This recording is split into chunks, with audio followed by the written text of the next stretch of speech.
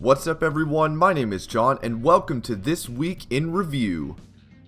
Okay, so let me just take a second to tell you what this new series is all about. We're going to be taking a look back at significant things that happened in WWE, specifically highlights from RAW and SmackDown Live, as well as expand on other big stories that happened this past week and what might take place in the future. Obviously, I'm no insider, but I did happen to predict that Roman Reigns was going to beat Triple H at WrestleMania, so with that being said, let's get into This Week in Review. Alright, let's start with what happened on Raw. The first thing I wanted to talk about was Sami Zayn and Braun Strowman in the Last Man Standing match. This kind of match already implies that there are going to be some huge spots outside the ring, but the brawling in the backstage area made it that much more unique and that much more memorable. This is a great way to once again show off that Sami Zayn will wobble on his spaghetti legs until a behemoth like this guy beats him down for a good 13 minutes. It's even better because Braun had something to prove to Sami. As far as where Braun Strowman could go from here, he could go into the Rumble and get very close to winning it, but end up being eliminated. You could have him dominate the Andre the Giant Memorial Battle Royal at Mania. However, in my eyes, that goes against the rumor of having big plans for him at WrestleMania this year. Also, giving him a title opportunity at this point seems a bit risky.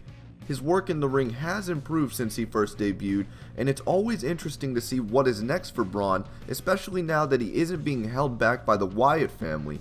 But keeping the ball rolling of this idea that Strowman is unstoppable is very important, so maybe at Mania he should face Taker and have him beat and retire him at WrestleMania.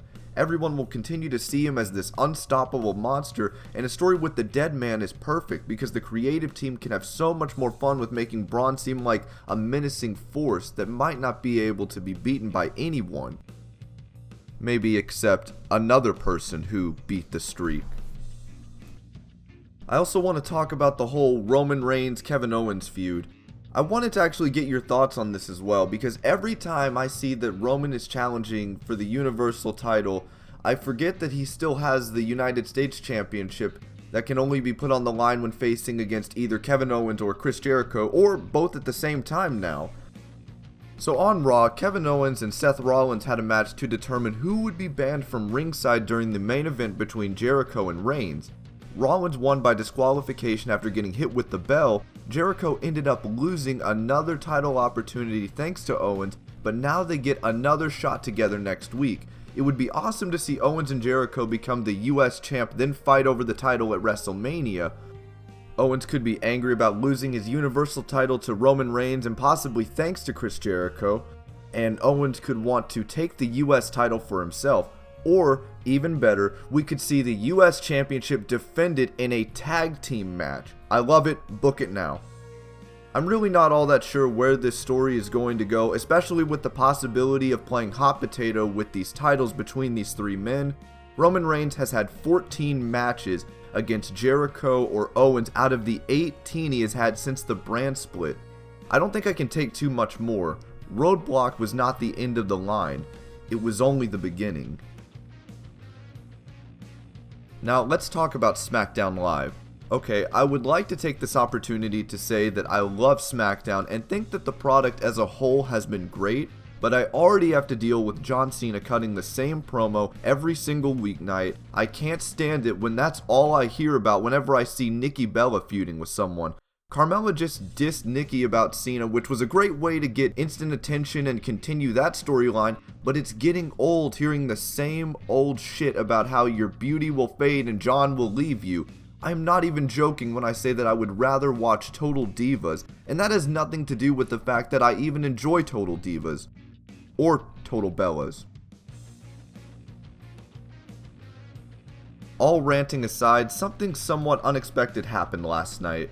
Not last night, SmackDown last night. The last night that SmackDown was on. That's when something exciting happened. Kalisto came down to the ring to save Dolph Ziggler from getting attacked after his match with Baron Corbin.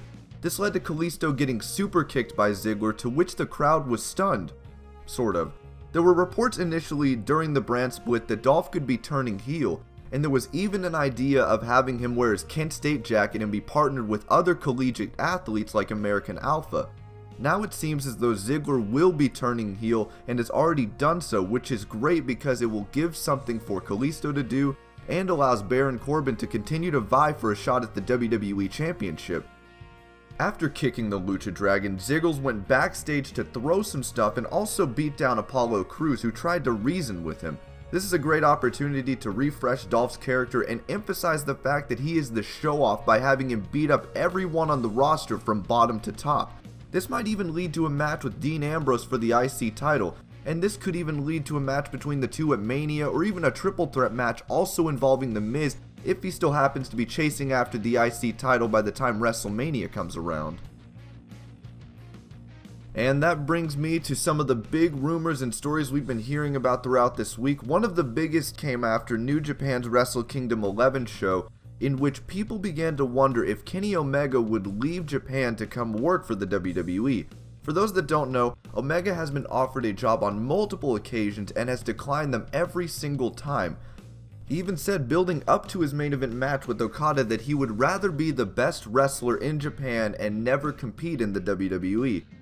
But after coming up short in his attempt at claiming the IWGP Heavyweight title, Kenny Omega is now saying that he is weighing all of his options and he is leaving Japan. He said that his plans may change, but his goals have not. This almost certainly indicates that WWE has at the very least made him an offer that he must consider.